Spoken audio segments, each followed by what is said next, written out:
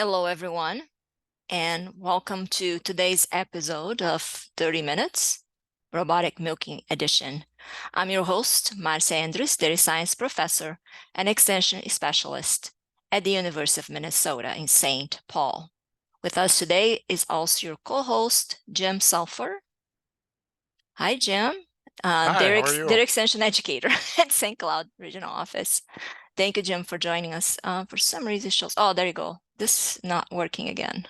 Oh, I'll figure it out later. Anyway, just as a reminder, if you're watching this webinar as a recording on YouTube and you want to join us for the virtual discussion next time, please register at z.umn.edu/30 MINRM to get your unique Zoom link to join the webinar. You only need to register once, and then you get reminders for the monthly episodes. The episodes are also being recorded, and I'll be posting those on our YouTube channel for those of you that are joining us today here live. Just a reminder that we'd like you to use the Q&A box to ask your questions, not the chat box, please. So Jim and I will be monitoring the Q&A box, and we'll be asking the questions on your behalf. Before, of course, we can ask questions, we'll have to invite here our dairy producers to join us today. Very pleased to have Sarah from New York joining us today. She is new generation going back to the dairy, so it's always fun to have them join us and talk about their dairy. And we went east this time through school to see a different part of the world, so to speak. So thank you, Sarah, for being here. And I'll go away, and then you can share details about your operation. Sure. So we'll generate some questions from the audience here. Thank you. Hey, we're dairy and vegetable. I'm very fortunate down out here in the East Coast. We've been dairy farming for quite some time. I'm the 8th generation. And part of what helped me decide to come back to the farm is while I was in college, our family farm started experimenting with milking robots. We have a satellite facility with a partnership. And back in 2000, around 2002, they started talking about dairy cows up there, and we said, no way, we're not doing a second parlor, but hey, there's these robots that they have in Europe and Canada.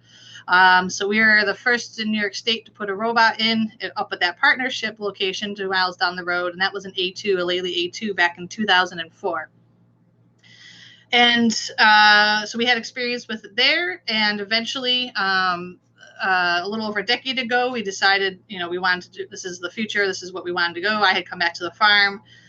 We didn't want to be chain labor as an issue, and it's especially an issue in New York State. It's very expensive.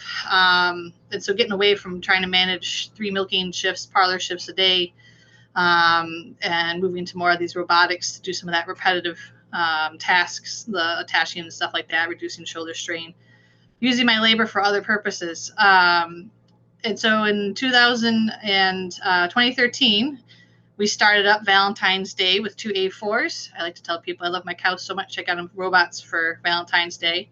And the intent was always to put all our cows into robots. At the time, we were probably milking about 220 or so cows. We jumped up when we put the 2 robots in to more like 250, and we're probably going to go up to try and milk consistently 270 with these 2 additional robots that we're putting in now. So we're going to put in 2 A5s now, in addition to the 2 A4s we already have, and shut down our parlor finally. We're still milking about 40% of our animals in the parlor.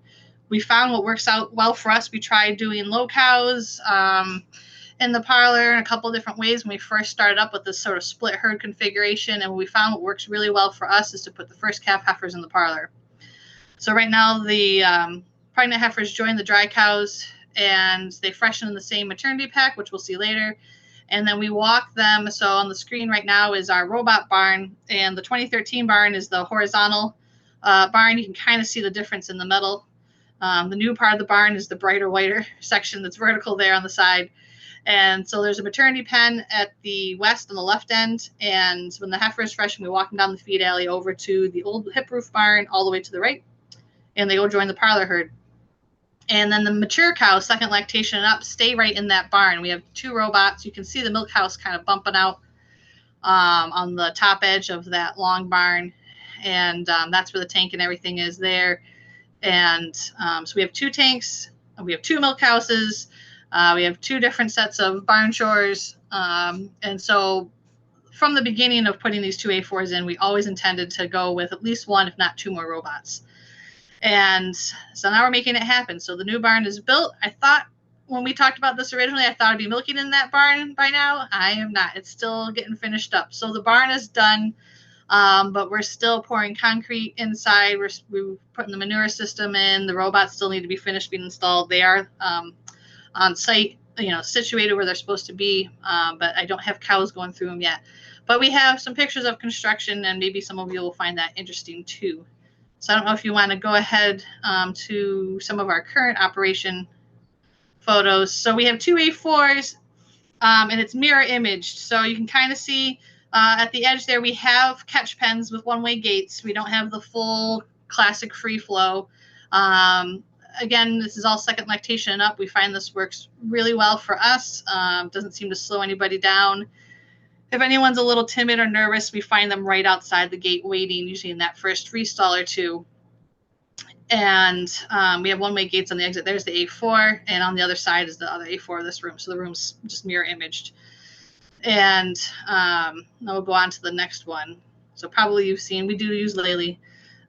So this is standing on top of that robot room, looking out. This is where the cows are exiting, and you can see it's a full freestall barn. They exit into where the scrape alley is. We have the robotic scrapers. We started out with the Discovery 90s, which are basically a squeegee on wheels that run around the barn about every hour. And we had 2 of those until very recently, as part of this extension add-on. We did purchase 2 collectors. And so now we have a collector running around, and one collector by itself can just about do this whole barn. And so that's why all our gates are kind of elevated, either 3-bar or really squished up 4-bar, so that the scrapers can go underneath them, the little scraper robots. But that means we don't have skid steers in this barn. It's laid out so that you could do skid steer scraping, and if things break down, we do. But mostly we're only bringing the skid steer in once a month, because it's a little hard to see, but the free stalls are a mattress with sawdust on top. So they're all head-to-head free stalls. So there's sort of that no man's land in between there. And we just pile up the sawdust in there once a month, bring the skid steer in with the bedding shooter. And then we use that for the daily clean out and refresh of the pens, of the stalls. In the middle here is a sort pen, probably pretty self-explanatory. There's sort gates on both the exit alleys. So you can either manually, if you're standing right there, there's a button you can hit, or if you can go into the software ahead of time. If you want to sort someone for the breeder, you go in there, set the headlocks, and hopefully she locks up real quick for you. We've got a little manger space for treats. And you can kind of see in the exit alleys, we have the foot bath set up right there. So we'll just bring the tubs in 3 times a week for a copper sulfate bath. And those slats right there, and you can kind of see where the cows are all lined up at the feed bunk. There's a slatted channel behind them. So with the Discovery 90s, they were really designed for slatted floors. And we didn't want all slatted floor, but we have manure channels, so about 2 foot wide underneath the slats, and they're 4 foot deep, but they're stepped. So it's like a stepped flow, gravity flow, from the length of the barn to where the end of the barn where the pit is, and it gets pumped over to our slurry store. And so the scraper robots come along and just push it constantly to the nearest set of slats, and they just keep going over them. And that seems to work out well for us. We think with the collector, it's going to work even better, because then you don't get, if there's a bunch of manure, those 90s, those squeegees on wheels have to run a couple times to catch up. Whereas then, because they can't pick anything up, they can only push. And so if you have a lot, it pushes out the side. With the collectors, we're hoping that, it cleans up faster. So maybe we can get away with running them just once every hour and a half. And we're still tweaking that while we're working on getting the new facility up and running. And so we have the groups separated. They're 2 different groups. So this is the one side. And instead of running 2 robots in a pen of 110, we run 2 pens of 55. And that's a little easier for if you're moving if you want to bring up that one girl, or if you got to find that one case of mastitis. Um, it's a lot easier to find a cow in a pen of 55 than it is 110, of course. And that's sort of worked out well with us, especially with the double-ended freestalls. There's that room, there's that 17-foot width from tail end to tail end of the freestall bed, and that's the width of the robot room, I guess the length of the robot room. And it lines up with that nice, so you do have those scrape alleys still for moving cows and bringing the skid steering when you need it. The far end there, so this current barn, the 2013 barn, is basically in thirds. So there's the first 2/3 is a pen for one robot, a pen for the second robot, and the last third is a compost bedded pack. It's all sawdust. We rototill it 3 times a week, so Monday, Wednesday, Friday. And as long as we use sawdust and don't try and get creative with straw or anything like that, it keeps it dry on top, and that's been working out well for us. So we like that a lot. And what's really nice is it's hard to see with the gating, but there is a scrape alley for that bedded pack, so that it's a scrape alley along where the cows eat, but it's also a scrape alley along those gates there. So I can bring her down. It's basically a little alley. I can bring her down. There's gating between that scrape alley and the bedded pack, a curb with gating. I can bring her in there, get her past the middle gate, then swing the middle gate open behind her, and I can get one cow by herself into the milking pen. Well, one person, and it's not even really a big deal. And that's worked out really well for us, because now you got cows freshening, and it takes all of 5 minutes to walk her over to the robots. If she's a squirrely heifer, it might take you 10 when she's done a few laps of the pack. And what's nice about that is, and what we find ourselves doing is, if you have that one cow where you just know she's going to go down with milk fever that night because she had twins, or she's your 5th lactation cow and she's a champ, what we end up doing is we milk her in the robots, and then we put her back on the pack. So we walk her back over there, get her back over there, because it's got the good footing. If she does go down, she hasn't hurt herself. She just can't get up. And we said, well, why don't we have a milking pack, so that instead of having to move her through the gates, why don't we just make it so that all of our fresh cows stay on that nice compost bedded pack for at least a couple days. So that's what we're doing. We wanted the 2 more robots anyways, to kind of keep the same cow numbers. This is our existing milk house. The milk house is going to stay the same. We're just going to pipe the milk all the way over. The only thing that's going to change is that bulk tank there is going to get swapped out. So instead of having 2 3,000s that they're 100 feet apart, we'll have a single 6,000 gallon tank. And that'll make the milk truck driver happy, because he won't have to pull a HUD and pick up a second tank. So that's really the only thing that's going to change in there. There's the A5 coming in. It's all nicely backlit. I thought that was a great shot. And this is probably the easiest to see if you go back to that one. Yeah, so that's the current maternity pack. And what's happening is that length of barn that was going towards the top of the first photo, you can see the robots there. And on the far side of that is going to be 2 pack pens. One a maternity pen, so they come over 2-3 weeks pre-fresh. And then there'll be a second pack pen, the one closer to the robot, and that will have a one-way gate access to the milking robot. So when she freshens, I walk her through a gate into another pack. She doesn't have to step on any concrete until she's about 5 feet from the robot. And then as soon as she comes out, she's in the scrape feed alley, and she goes right back on the pack when she's done eating. That's the plan anyways. Like I said, I don't have them in there yet, so we'll see if my theories hold out, but we're really excited for the option. It also gives us a separate pen for fresh cows, because we found that they have really good footing in the Groot robot barn. And with the newer pasture mats and the sawdust bedding, their legs hold up. So then you get these big old girls that are in heat, and they get frisky, and then they ride the fresh cows.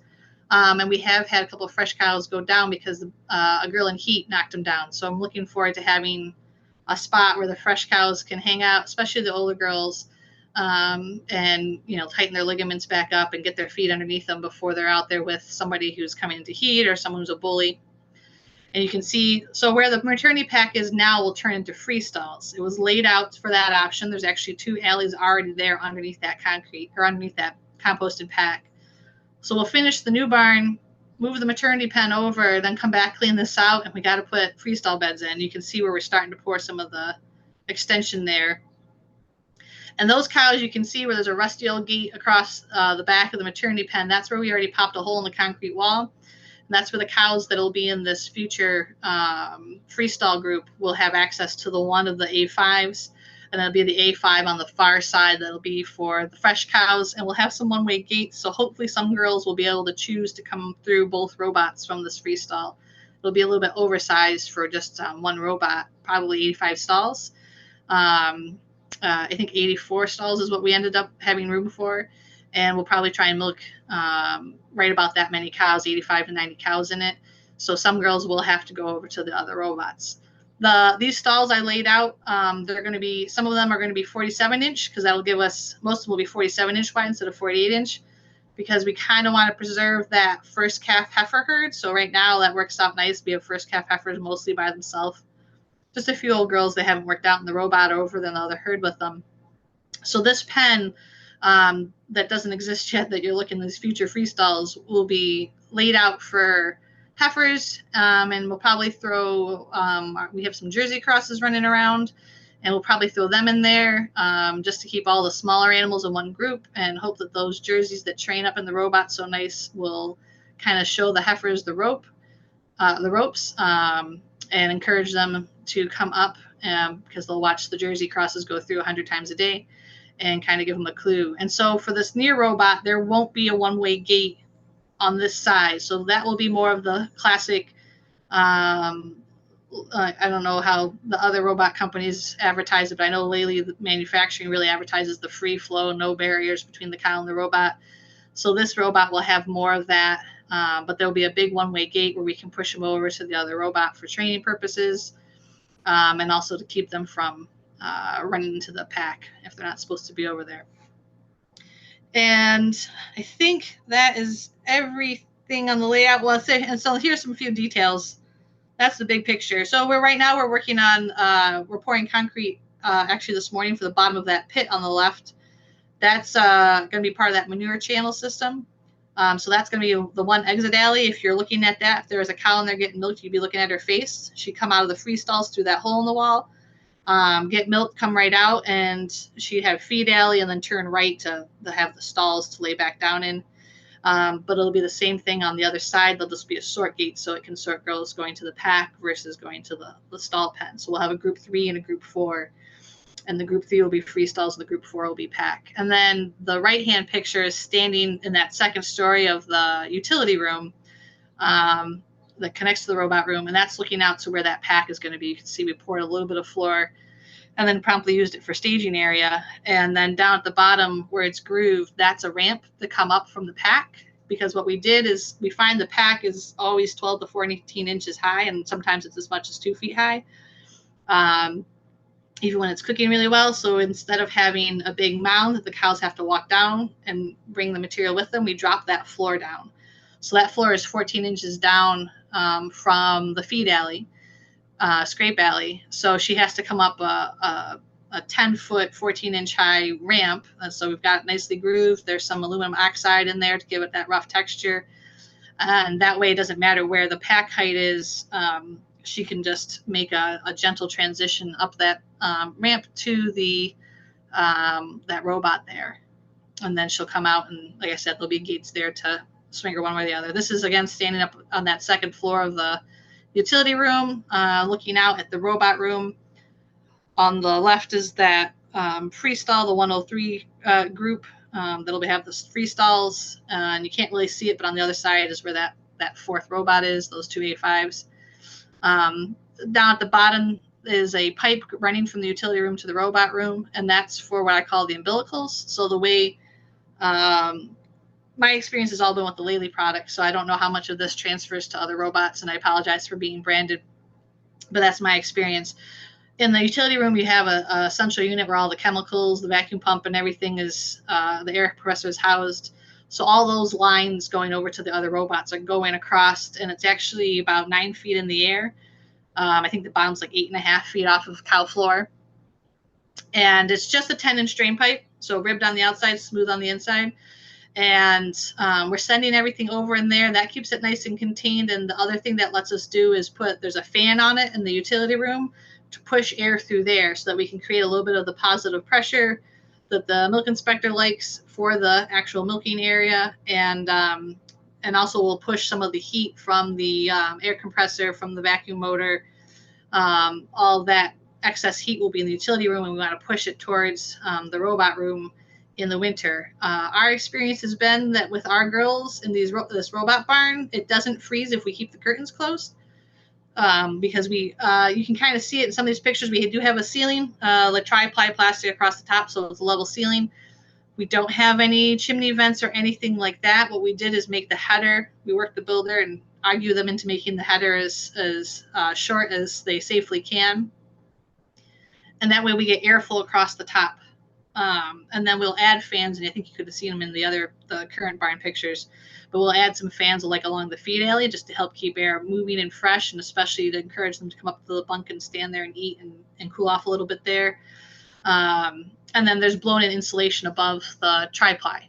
And we find as long as you stop the cold winds here in upstate New York, that's enough to keep the barn from freezing because of the heat the cows give off. So we're not doing anything fancy as far as radiant floor heating or anything like that. I know I don't live as far north as some of you, so some of you, that's not enough. For some of you, that's plenty. For us, that's worked out well. And I mean, I don't want ice in the barn for any reason, including for the robots, but that's been enough for us. And we have done things like putting lubricant oil or something like that because we use strings. With our sawdust bedding, we don't feel the need to go to chains. So we use strings on the cups, and we do find, I know some people use like Vaseline. I use some stuff that's in a spray can because that's easy and convenient to keep ice from building up on the strings. So little things like that. Trying to think of what else. I guess if we open up to questions and answers, I can just keep talking, but if anyone has specific questions. Yes, let's do that because we're kind of 10 minutes over what we normally already Oh do. my So gosh. it's okay. So we have a question already. Yes. Can you tell us a little about the ration and the pallets in the robot? What's your feeding management? Yeah. Okay. So we're feeding pellets, and we've got it designed so that there's enough energy in the forages mix. It's not really a TMR, it's a partial whatever PMR. And the bunk that they eat, that's to support about 45 pounds of milk production. And then all of the rest of the energy is coming in a pellet. We're not doing any second feeds, no corn gluten flake or any porons or anything like that. Try and keep it simple, and that's worked out well for us. We definitely want to keep the energy in the pellet and not in the at the bunk. That makes a huge difference. We had those issues. I know a lot of people had those issues when we started up, with robots up at the satellite place. Well, I guess it's close to 20 years ago. Wow, dating myself. And you do get girls that will fatten right up, and so like the Clarify fly stuff and the Rumensin, I think is going all in the. There is a supplement that gets mixed in with the forages for some of the minerals and stuff like that, and some of the stuff that doesn't taste as good. I believe the Rumensin, because it's not as palatable in the pellet, so we keep that stuff in a bunk mix, and then the rest of it goes into the pellet. And that's I don't have the feed sheet in front of me, so I can't tell you off the top of my head. But we've been working with the same nutritionist that entire time, so he had a little bit of a learning curve, but he's a real good guy, and we've got it fairly well figured out, at least for our herd. That seems to work out well. Okay. Thank you. Jim? Yeah, here's a question. What do you use for bedding material? Oh, I thought I mentioned. I apologize. Sawdust. We Okay. have some local mills, and sometimes they keep wanting to bring it, and sometimes you have a hard time chasing it. But that's the carbon in it works really well for the bedded pack. We've tried using straw. We've used chopped straw when sawdust has been short, and it just doesn't. For us, it's been too sloppy, and it doesn't cook as well. Whereas we find with the sawdusts, it's really good at soaking up the moisture and then releasing it into the air when you rototill it. We're doing the same thing for some bedded packs that we have for heifers. And again, the chopped straw just gets really sloppy on top for us, and the sawdust has been really great for compost bedded pack. And then I should say, I think I mentioned also we have like a pasture mat with like half an inch of the foam and like a waxed fabric cover, and then so in the barns, in the cow barns, that's and the free stalls, that's what they're laying on, and the sawdust is just a thin layer on top. And then for the bedded package, just sawdust. Okay. Since we're talking about bedding and maybe potential influences on somatic cell count, what is your somatic cell count currently? And do we use the somatic cell count counters in the robot? We don't, and they didn't. I don't think they really had them, or they were just starting to have them 10 years ago when we put these A4s in, or at least it wasn't something that we looked at because we were still doing testing in our parlor. And so we did get the sampler. Okay. So we would get samples and we'd set that up the night before, and most of the time it would work. And then we'd send the samples in with the report for the sampler when they came and did the parlor. So it didn't make sense for us at the time. Now with these two new A5s, I did go through and the one, not the fresh cow one, what I call the fresh cow one. We didn't get the sampler on that, but for the one that's going to be milking 85 to 90 cows, I did get the somatic cell counter on that. So we haven't done a lot with individual somatic cell counts, at least not in the last 3 to 4 years. When we have done it in the past, we find that it's usually a girl that you would have predicted for us, that she's either a million days in milk because she takes forever to breed back, or she's a do not breed at this point, or it's a girl that has chronic mastitis. And so when we're looking at spikes or persistent high levels, that's what we find. It's the cow that you kind of expect to have it. Okay. So for our current barn, we're averaging probably around 150. We find that it goes up and down more based on the bedding situation. So like the couple times we run short of sawdust, or if the scraper does break down for an extended period. I'm talking also about our experience up with our satellite facility that has a cable scraper up there, and that system has a lot more wear and tear on it because it's 20 years old, and so we have more issues keeping it going consistently up there, and that will spike that, and running out of your brush disinfectant. Keep track of that, or it's spraying and then you've got some in the barrel. I did have a problem for a while where the chemical pump, we didn't realize it, but it wasn't sending, like there was brush disinfectant in the jug, but it wasn't coming out in the onto the brushes. So I got just a packet of pH strips, and I would test it like every couple of days. It took us a little while to figure out what that problem was, but that definitely causes somatic cell count to creep up. We'll find that the satellite facility only has one robot with 55 cows. And we find there, if one cow gets mastitis, especially in the summer, if somebody pops E. coli overnight and she milks into that tank the one time, that will show up in the tank. When you only got 55 cows, one cow can do it. So not only do you need to jump on E. coli for all the cow health reasons, but also because you need to keep that milk separated as fast as possible. Makes sense, yes. So with 110 cows, you don't see those individual cow effects as much. Yeah. And I will say, I mentioned to Marcia earlier that because it's second lactation and up cows here, the parlor herd does average lower. So in the winter we'll be in the sub 100. In the summer it usually averages a little bit higher, in the mid 100s or low 100s. And that's because we've always assumed because it's mostly first calf heifers over there. Yes. And so I have two different tank averages. I have two sets of everything. I'm really looking forward to getting into this one set of everything, software and record keeping and everything like that. For sure. Jim, there's one more question I think we can take that's going to be probably a long answer, so to speak, and then we'll stop recording. But if we can get the next question, please. Yeah, this is a good question. I was thinking about it too. What have you learned with your almost 20 years of robots? I mean, you've got a lot of experience. So tell us some things you've learned and key things other people should plan for when going into robots. For us, a bunch of little things. So I could sit there and like, if anyone came out for a tour or something one time, there's like just little things that a million.